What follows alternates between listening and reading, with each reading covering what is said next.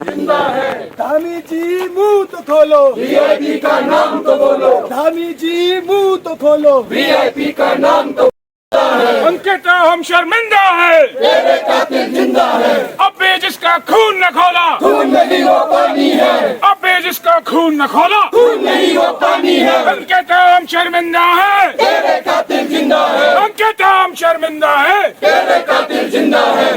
तमाम लोग आ रहे हैं, पौड़ी से पैदल चल के पहुँचे। आप लोगों का स्वागत करते हैं, बहुत बहुत स्वागत है हमारे यहाँ पे। और गाँव बस नज़दीकी है यहाँ पे। अरे जो नहीं है साथ में, चूड़ी पहनो हाथ में, अरे जो नहीं है साथ में, चूड़ी पहनो हाथ में। अंकिता हम शर्मिंदा है, कातिल जिंदा है, अंकिता हम शर्मिंदा है। तेरे कातिल जिंदा है, अरे जो नहीं है साथ में, चूड़ी है, धामी जी कुछ तो बोलो, तेरे कातिल जिंदा है, अंकिता हम शर्मिंदा है। तेरे कातिल जिंदा है। Justice, we want justice, we want justice, we want justice, we want justice, we want justice। अब भी जिसका खून न खोलो, खून नहीं।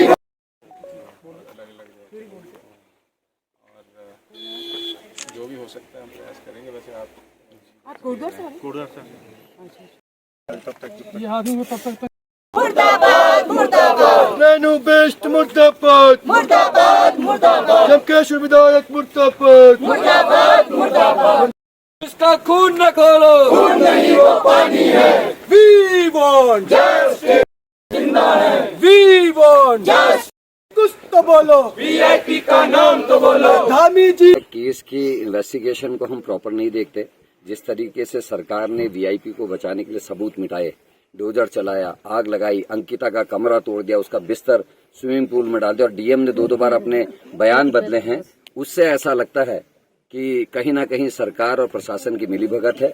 और अभी भी मुझे ये डर है कि अंकिता तो हमारी बहन खत्म हो गई, मर गई, स्वर्ग चले गई, लेकिन उसकी जो न्याय व्यवस्था है, मेरे को लगता है उसकी न्याय हत्या होने की भी अब साजिश रची जा रही है। जिस तरीके से 1 महीने से हमारी बहन और उनके पिता लगातार वकील बदलने की मांग कर रहे थे, और जब हमारी बहन ने आत्महत्या करने की धमकी दी, उसके बाद भी जब सरकार नहीं चेती, मनीष खंडूरी जी और कांग्रेस के सभी साथी वहां धरने पे 24 घंटे के बैठे, उसके बाद दबाव में सरकार ने वकील तो बदल दिया, लेकिन उन फॉरेंसिक जांच का क्या होगा, उन तथ्यों का क्या होगा जिनको मिटाया गया।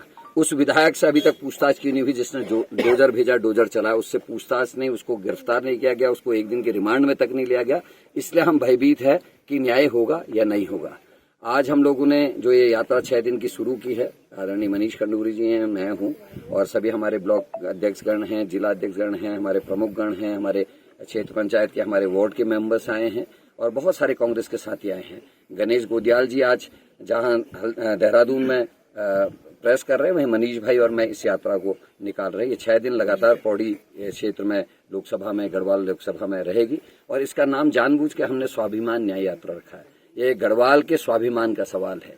हमारी उत्तराखंड की बेटी की हत्या ही नहीं हुई है, ये बेटियों के संग हो रहे दुराचार का एक सबसे बड़ा सबूत है कि भारतीय जनता पार्टी के कार्यकर्ता निरंकुश हो गए हैं। चाहे वो अंकिता का मामला हो, उसमें जो पकड़े गए हो भारतीय जनता पार्टी के कार्यकर्ता हैं, भर्ती घोटाले में जो पकड़े गए हाकम सिंह भारतीय जनता पार्टी का जिला पंचायत सदस्य, पटवारी पेपर लीक में इनका मंगलौर का मंडल अध्यक्ष बीजेपी का, उसका बड़ा भाई और मिस्टर चौहान पकड़े गए हैं। तो पूरी की पूरी भारतीय जनता पार्टी के कार्यकर्ता निरंकुश हो गए हैं। और जिस तरीके से उनके मुख्यमंत्री और उनके मंत्री बयान दे रहे लव जिहाद, लैंड जिहाद इत्यादि के, उनसे पूछना चाहता हूं कि एक तरफ अंकिता की हत्या जिन लोगों ने की, उसके बारे में आप कौन से लव जिहाद की बात करेंगे, और जिस तरीके से अखाड़ा परिषद की जमीन इनके एक पूर्व मंत्री और इनके नेता ने कब्जाई है, जिस तरीके से देहरादून के नगर पालिका की जमीनों को इनके मेयर के रहते हुए खुर्द-बुर्द किया जा रहा है लैंड जिहाद के मामले, उसमें बीजेपी क्या कहती है। हम अंकिता के पेरेंट्स के साथ है, उसके परिवार को न्याय दिलाने की लड़ाई कांग्रेस लड़ती रहेगी।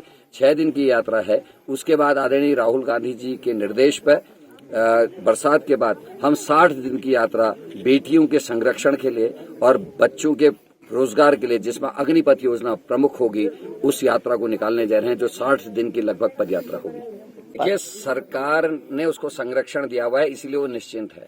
जिस तरीके से मैं वीडियो विजुअल्स देख रहा था, हमारे कुछ साथियों ने दिखाई थी कि अंकिता के पिताजी को कोर्ट परिसर के अंदर भी अपमानजनक शब्दों का सामना करना पड़ा। अपराधी के साथी उनको चिढ़ाने का काम कर रहे थे, डराने का काम कर रहे थे। और ये इतनी हिम्मत इसलिए आई है क्योंकि जो वीआईपी है वो कोई बहुत बड़ा आदमी है निश्चित थी, और जो बड़ा आदमी है उसको बचाने के लिए सरकार जिस तरीके से लगी है, उसमें हो सकता है कि पुलकित को भी, जो अपराधी है, उसको भी ये कहा गया हो कि तेरे को हम बचा लेंगे, सबूत सारे खत्म हो चुके हैं, तू वीआईपी का नाम मत लेना अपने मुंह से। इसीलिए वो व्यक्ति अभी तक वीआईपी का नाम नहीं ले रहा। नार्को टेस्ट करने की बात सरकार ने कही थी और 90 दिन पूरे होने के जस्ट बाद सरकार ने बयान दिया कि नार्को टेस्ट के लिए अपराधी तैयार नहीं है। ये सारी चीजें ऐसी हैं, डीएम का अपना बयान बदलना, वीआईपी एक कमरे को वीआईपी बताना और सबूत मिटाना सबसे बड़ा अपराध है। जिस विधायक ने डोजर चलवाया उस विधायक के खिलाफ कार्रवाई नहीं होना, इस बात का सबूत है कि अंकिता का न्याय अभी काफी दूर है। और इसका जवाब मैं नहीं दे सकता कि सरकार धरना प्रदर्शन पे क्यों जाती है। मैं ये कह सकता हूँ कि हम धरना प्रदर्शन और उससे ज्यादा करेंगे जब तक अंकिता और उसके माँ बाप को न्याय नहीं मिलता है, जब तक इनके साथ इंसाफ नहीं होता है। क्योंकि ये सरकार सबूत छुपा रही है, ये सरकार वकील बदलते भी सबूत छुपाएगी। और जब तक उत्तराखंड की मर्यादा की लड़ाई, उत्तराखंड की संस्कृति की लड़ाई जो हम लड़ रहे हैं, अंकिता की लड़ाई लड़ रहे हैं, बताता हूँ कि बेटी माँ बाप का गुरूर होती है, पहाड़ का गुरूर होती है, प्रदेश का गुरूर होती है, देश का गुरूर। इन लोगों ने, अपराधियों ने इस गुरूर को तोड़ा है। और मैं चाहता हूं, मैं सभी लोगों से आह्वान करना चाहता हूं, अपने देश प्रदेश और विशेष करके जो हमारे लोग जो कहते हैं कि हम पहाड़ी हैं, अगर आप सच्चे पहाड़ी हो तो उस बहन के लिए आप आगे आएं। क्योंकि देखो आज ये उस बहन का मुद्दा तो है ही है, साथ में आज हर आदमी से जुड़ा हुआ ये मुद्दा है। क्योंकि कल किसी की बहन के साथ, किसी की बेटी के साथ ये हो सकता है घटित भविष्य में। तो मैं यही चाहता हूं कि भविष्य में इस तरह की घटनाएं आगे अंजाम न दी जाएं। निश्चित रूप से हमारी अंकिता बहन को न्याय मिलना चाहिए और इस न्याय के लिए हमें जिस हद तक जाना होगा, हम कंधे से कंधा मिलाकर इस परिवार के साथ खड़े हैं। और जब तक आखिरी सांस तक इन लोगों को न्याय नहीं मिल जाता, हम पीछे नहीं हटेंगे। बड़ा ये है कि हमें इंसाफ चाहिए, हमें और कुछ नहीं चाहिए, इंसाफ चाहिए। इंसाफ के पीछे इतने टाइम हो गया है और अभी तक एक मामूली से केस का, जब सबको पता है कि ये वही हुआ है, सब कुछ हुआ है, फिर भी ये टाल मटोल हो रहा है। ये अच्छी बात नहीं है। और आप लोगों ने जो बीड़ा उठाया है बहुत अच्छा है, हम आपके शुक्रगुजार हैं। तो इसलिए हमें इंसाफ चाहिए, हमें और कुछ नहीं चाहिए। उनको फांसी होनी चाहिए, चाहे वो बीजेपी का हो, चाहे वो कांग्रेस का हो, चाहे किसी भी पार्टी का हो।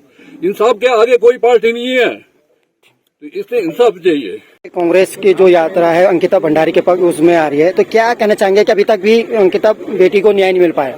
ये बड़ा दुर्भाग्यपूर्ण विषय है कि अभी तक एक हमारी जो बहन है अंकिता भंडारी, उसको अभी तक न्याय नहीं मिल पाया है।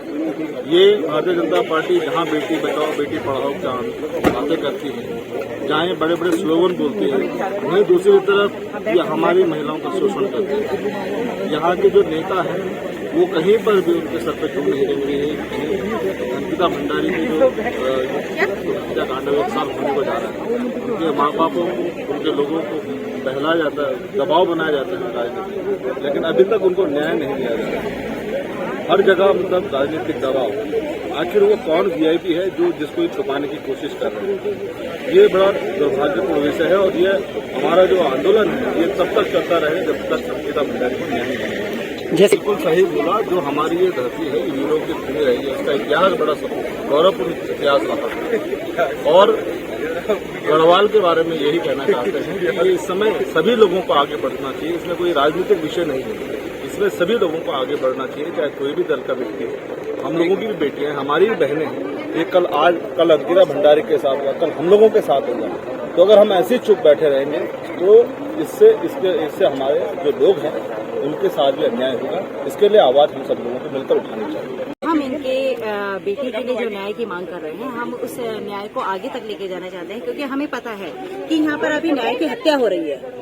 क्योंकि जिस तरीके से ये देखा जा रहा है, आप देखिए कि उनको आश्वासन देके बैकफुट में कांग्रेस को लाने की कोशिश की गई है, जिस तरीके से कि इन्होंने ये बोला है कि भाई हम इनका समर्थन नहीं दे रहे हैं, जबकि अब आप उनसे पूछिए तो वो इस तरह का हमने कोई बयान नहीं दिया है। तो ये कांग्रेस को बैकफुट में लाने की और उनको पीछे करने की, क्योंकि उनके साथ न्याय ना हो, इस चक्कर में वो उनको बैकफुट में करना चाह रहे हैं ताकि इनको अंकिता को न्याय न मिल सके। तो हमारी अभी तक की जो न्याय, हमारी न्याय यात्रा एक अंकिता के लिए नहीं, हमारी और भी बेटियां हैं जिनके लिए हम ये न्याय की यात्रा कर रहे हैं कि इससे हमारी बेटियों को स्वाभिमान में के लिए न्याय मिले। मैं आप सभी लोगों का धन्यवाद देती हूँ। आप लोग अंकिता के गांव तक आए, इसके लिए आप सभी लोगों को बहुत बहुत धन्यवाद।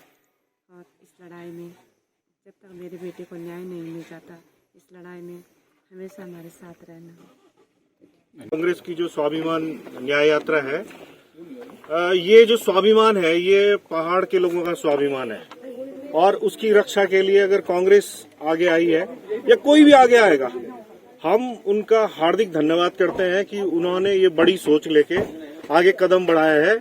और मैं समझता हूं कि पहाड़ के जितने लोग हैं, चाहे वो गढ़वाल के हैं, चाहे कुमाऊं के हैं, सारे लोगों को इस न्याय यात्रा से जुड़ना चाहिए। मैं तो कहता हूं कि बीजेपी के वो लोग जो इस बात को समझ रहे हैं कि इस बेटी के साथ अन्याय हुआ है, वो भी इस न्याय यात्रा में शामिल हो। आरएसएस के लोग भी इसमें शामिल हो, क्योंकि बेटियां आपके घर में भी हैं। और अगर एक बेटी को हम न्याय नहीं दिलवा पाए तो कल आपकी बेटी के साथ भी अन्याय होगा, और वो जो अपराधी होगा वो ये नहीं देखेगा कि बेटी किसकी है, ये कांग्रेस वाले की बेटी है, या बीजेपी वाले की है, या आरएसएस वाले की है। आपने कुछ दिन पहले देखा होगा जो कि बीजेपी का एक सांसद है बृजभूषण सिंह, वो एक महिला पत्रकार को किस तरह से बात करता है और उसकी माइक आईडी को गाड़ी के अंदर घुसते हुए फेंक देता है, तोड़ देता है। तो ये आप समझ रहे हैं कि ये जो सरकार है, जो केंद्र सरकार ही नहीं, राज्य सरकार, दोनों की बात मैं कर रहा हूँ, वो इतनी निरंकुश सरकार है कि इसके लिए अगर जनता लामबंद नहीं हुई तो इसके परिणाम भविष्य में बहुत ज्यादा खतरनाक होने वाले हैं। तो मेरा सबसे निवेदन है, और कांग्रेस जनों का, विशेषकर मनीष भाई का, और महाराज जी जो यहाँ पे आ रखे हैं, विनोद भाई जो हमारे पौड़ी के जिला अध्यक्ष हैं, तमाम मैं सबका नाम नहीं, केसर सिंह भाई दिखाई दे रहे हैं, जिला पंचायत अध्यक्ष पौड़ी के, धनोसी जी हैं, ये भाई हैं साथ में, सारे लोग, मनीष भाई धुमाकोट से आ रखे हैं, रैनी टांडा से आ रखे हैं, बहुत सारे लोग मुझे दिखाई दे रहे हैं। मैं सभी लोगों का धन्यवाद करना चाहता हूं, और मैं चाहता हूं कि इस लड़ाई को केवल कांग्रेस की लड़ाई के रूप में न लिया जाए, ये पहाड़ के लोगों की लड़ाई है, और इस लड़ाई में सबको जुड़ना चाहिए। और मैं तो निवेदन करता हूं कि जो बीजेपी के लोग इस बात को समझ रहे हैं, कुछ दिन पहले रविंद्र जुगरान जी ने चिट्ठी लिखी है डीएम पौड़ी को कि आप क्या कर रहे हैं पौड़ी में, कि एक वकील को आप 1.5 महीने से नहीं बदलते। तो इस तरह से मैं वेलकम करूंगा कि बीजेपी के लोग भी आए, आरएसएस के लोग भी आए, यूकेडी के भी लोग आए, और इस न्याय यात्रा को आगे बढ़ाएं, जिससे कि हम बेटी को न्याय दिला सकें।